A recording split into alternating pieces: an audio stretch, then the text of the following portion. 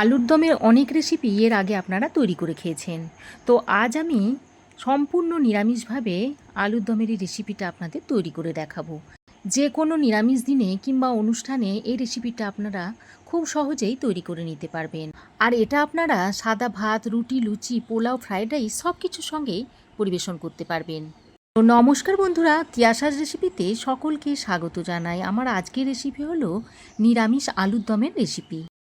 তাহলে নিরামিষ আলুর দমের রেসিপিটা তৈরি করার জন্য এখানে আমি আলু নিয়েছি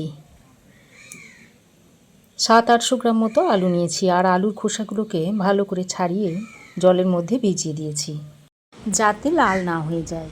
আলুগুলোকে আমি কেটে নেব।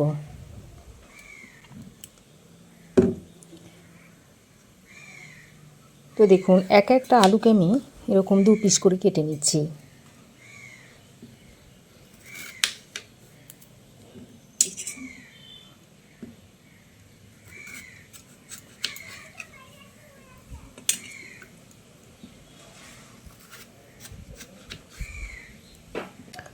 তো সব আলুগুলোকে 2 পিস করে কেটে নিয়েছি।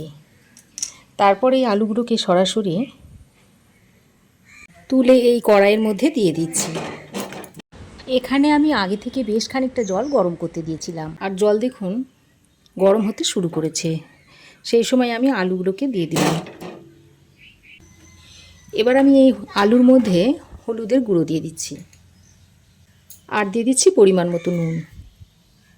এবার নুন আর হলুদের গুঁড়োটা দিয়ে সব কিছুকে একসঙ্গে ভালো করে মিশিয়ে নিচ্ছি। তারপর এই আলুটাকে 8 থেকে 10 মিনিট মতো সেদ্ধ করে নেব।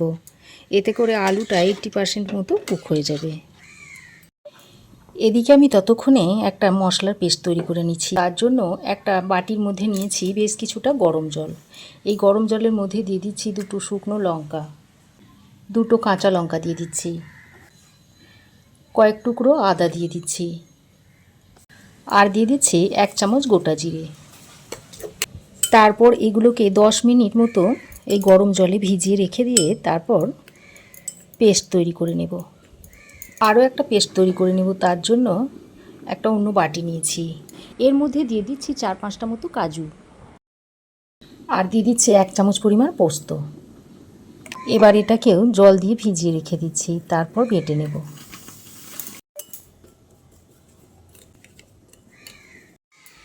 এদিকে দেখুন আলুগুলো 80% মতো সেদ্ধ হয়ে গেছে। এখন আমি ছেঁকে এটাকে তুলে নিচ্ছি। তবে আপনারা যদি মনে করেন যে প্রেসার কুকারে সেদ্ধ করে নেব, তাহলে সেটাও করে নিতে পারেন। তবে প্রেসার কুকারে সেদ্ধ করলে আলুটা খুব বেশি সেদ্ধ হয়ে যায়, আর সেই আলু ভালো করে ভাজা যায় না, আর আলুর দমটাও পারফেক্টভাবে তৈরি করা যায় না। তো সব আলুগুলোকে ছেঁকে তুলে নিয়েছি। এবার এগুলোকে ঠান্ডা করে নিতে হবে। এবার আমি আলুগুলোকে ভেজে নেব। তার জন্য কড়াই গরম করে দিয়ে দিচ্ছি সর্ষের তেল, আর একটু বেশি তেলেই আলুটা ভেজে নেবেন, তাহলে কালারটা সুন্দর হবে। তেলটাকে খুব ভালো করে গরম করে নিয়েছি। এবার আমি যে আলুগুলোকে 80% সেদ্ধ করে নিয়েছিলাম, সেই আলুগুলো এখানে দিয়ে দিচ্ছি। আর আমি একসঙ্গে সবগুলো দেব না, 2 ব্যাচে আলুগুলোকে ভেজে নেব।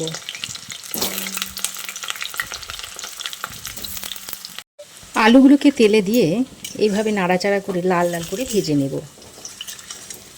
তো দেখুন, আলুর এক সাইড লাল করে ভাজা হয়ে গেলে এইভাবে উল্টে পাল্টে দিতে হবে। আর আলুর দমের আলু যত লাল করে ভাজবেন, আলুর দমটা দেখতে যেমন সুন্দর লাগবে তেমনি খেতেও খুব ভালো হবে। তাই অবশ্যই চেষ্টা করবেন সব সময় আলুর দমের আলু এইরকম লাল করে ভেজে নেওয়া। তো আলুগুলোকে দেখুন এরকম লাল লাল করে ভেজে নিয়েছি। এবার আলুগুলোকে তেল থেকে ছেঁকে তুলে নিচ্ছি।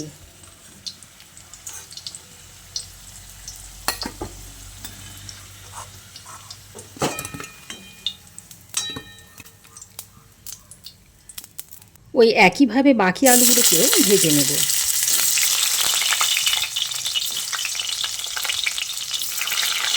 আমি আলু সেদ্ধ করে ভেজে নিচ্ছি। তবে কাঁচা আলু ভেজে যদি রান্না করেন তাহলে তার মধ্যে নুনটা কিন্তু ভালোভাবে ঢোকে না। তাই এইভাবে সেদ্ধ করে আলুটা যদি ভেজে নেওয়া হয় তাহলে সেটা খেতে বেশি ভালো হয়।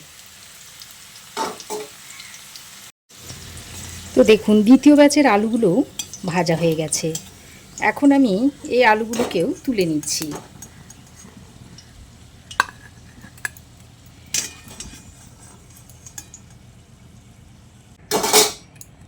দেখুন সব আলুগুলো ভেজে আমি তুলে নিয়েছি। আর এখনও দেখুন কড়াইয়ের মধ্যে অনেকটাই তেল রয়েছে। আপনারা ভাবছেন তো যে এতটা তেলে রান্না করব?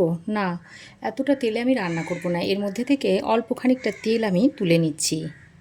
এবার কড়াইয়ের মধ্যে যে পরিমাণ তেল রয়েছে ওই তেলে আমি রান্নাটা করে নেব। এখন আমি এই তেলের মধ্যে দিয়ে দিচ্ছি গোটা গরম মশলা, এলাচ, লবঙ্গ, দারচিনি। এলাচটাকে একটু ফাটিয়ে দিয়েছি। আর দিয়ে দিচ্ছি 2টো শুকনো লঙ্কা, হাফ চামচ পরিমাণ গোটা জিরে আর 1 পিঞ্চ মতো হিং। এবার মশলাটাকে খুব ভালো করে মিশিয়ে নিচ্ছি। ফোড়ন থেকে সুন্দর একটা গন্ধ বেরোলে এবার ওই যে আদা, গোটা জিরে, শুকনো লঙ্কা, কাঁচা লঙ্কা ভিজিয়ে রেখে দিয়েছিলাম সেটাকে বেটে নিয়েছি। তারপর এর মধ্যে দিয়ে দিচ্ছি।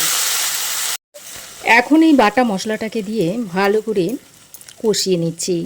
যতক্ষণ না আদা, কাঁচা লঙ্কার কাঁচা গন্ধটা চলে যাচ্ছে এইভাবে মিশিয়ে নিতে হবে। তো আদা, কাঁচা লঙ্কার গন্ধটা চলে যাবার পর এবার আমি এখানে গুঁড়ো মশলা দিয়ে দিচ্ছি হাফ চামচ পরিমাণ হলুদ গুঁড়ো আর হাফ চামচ দিয়ে দিচ্ছি কাশ্মীরি লঙ্কার গুঁড়ো। আর তরকারির কালারটা যদি সুন্দর করতে চান তাহলে ঠিক এই পর্যায়ে কাশ্মীরি লঙ্কা আর হলুদের গুঁড়োটা দিয়ে দেবেন, তাহলে দেখবেন কালারটা দারুণ হবে। এবার আমি আবারও মশলাটাকে খুব ভালো করে মিশিয়ে নিচ্ছি। তো গুঁড়ো মশলাটা দিয়ে ভালো করে মিশিয়ে নিয়ে এবার আমি এখানে দিয়ে দিচ্ছি টমেটো পেস্ট। এখানে 3টে টমেটোকে মিহি করে পেস্ট করে নিয়েছি, সেটা দিয়ে দিলাম। টমেটোর পেস্টটা দিয়ে আবারও মশলার সঙ্গে খুব ভালো করে মিশিয়ে নিচ্ছি। তো টমেটো পেস্টটা দিয়ে বেশ খানিকক্ষণ ভালো করে কষিয়ে নিতে হবে যাতে টমেটোর কাঁচা গন্ধটা চলে যায়। তো টমেটোর পেস্টটা দিয়ে ভালো করে নেড়েচেড়ে মিশিয়ে নিয়ে এবার আমি এর মধ্যে দিয়ে দিচ্ছি স্বাদ মতো নুন আর 1 চামচ পরিমাণ চিনি দিয়ে দিচ্ছি। আমি যেহেতু বেশ অনেকটা পরিমাণে টমেটোর পেস্ট ব্যবহার করেছি তাই এই টক ভাবটা কাটানোর জন্য আমি এখানে চিনিটা দিয়ে দিয়েছি। আর এই সময় যদি চিনিটা দেওয়া হয় গ্রেভির কালারটাও খুব সুন্দর হয়। তো নুন আর চিনিটা দিয়ে আবারও ভালো করে মিশিয়ে নিচ্ছি। এইভাবে প্রায় 4-5 মিনিট মতো মিশিয়ে নিতে হবে, তাহলে টমেটোর কাঁচা গন্ধটা একেবারেই চলে যাবে। টমেটো বাটাটা দিয়ে বেশ খানিকক্ষণ কষিয়ে নেওয়ার পর এবার আমি ওই যে কাজু আর পোস্তটা বেটে রেখেছিলাম একসঙ্গে করে সেটা দিয়ে দিচ্ছি।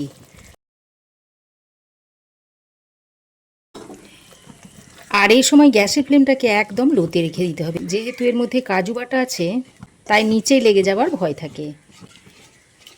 তো গ্যাসের ফ্লেমটাকে লোতে করে খুব ভালো করে কাজু পোস্তটা গ্রেভির সঙ্গে মিশিয়ে নিচ্ছি। এটা যত ভালো করে মেশাবেন এর কালারটাও কিন্তু তত ভালো হবে। দেখুন কালারটা কত সুন্দর হয়েছে। আর আস্তে আস্তে দেখুন গ্রেভিটা অনেকটাই শুকনো শুকনো হয়ে আসছে। আর দেখুন কত সুন্দর তেল ছাড়তে শুরু করেছে। এবার আমি এই পর্যায়ে পরিমাণ মতো জল দিয়ে দিচ্ছি। তো জলটা দিয়ে গ্রেভির সঙ্গে ভালো করে মিশিয়ে নিচ্ছি। গ্রেভিটা ফুটে উঠলে এর মধ্যে আলুগুলোকে দিয়ে দিতে হবে।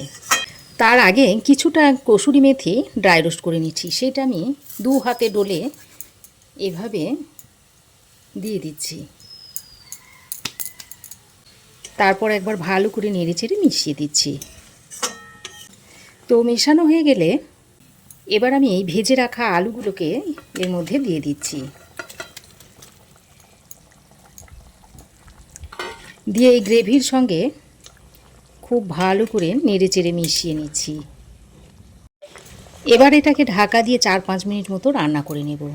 এতে করে আলুর মধ্যে গ্রেভিটা খুব ভালোভাবে ঢুকে যাবে। তো দেখুন ঢাকা দিয়ে আমি আরও 4-5 মিনিট মতো রান্না করে নিয়েছি। আর রান্নাটা এখন মোটামুটি রেডি হয়ে গেছে। আর দেখুন গ্রেভিটা অনেকটাই কমে গেছে, তার মানে আলুতে অনেকটাই গ্রেভিটা টেনে নিয়েছে। এবার আমি সবশেষে এর উপর দিয়ে এই 1 চামচ পরিমাণ ঘি ছড়িয়ে দিলাম আর সামান্য পরিমাণে একটু গরম মশলার গুঁড়ো দিলাম। আগেও যেহেতু আমি গোটা গরম মশলা ব্যবহার করেছি, তাই আমি শেষে খুব বেশি গরম মশলা দিলাম না। আর দেখুন, ঘি গরম মশলাটা দিয়ে আবারও ভালো করে নেড়েচেড়ে মিশিয়ে নিয়েছি।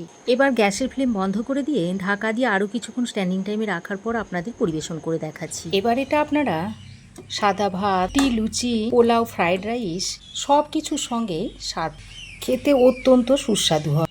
তো এইভাবে আপনারাও একবার তৈরি করে দেখতে পারেন। আর রেসিপি কেমন লাগলো অবশ্যই একটা কমেন্ট করে জানাবেন। আজ এ পর্যন্তই। আবার দেখা হবে নতুন কোনো রেসিপি নিয়ে নেক্সট এপিসোডে।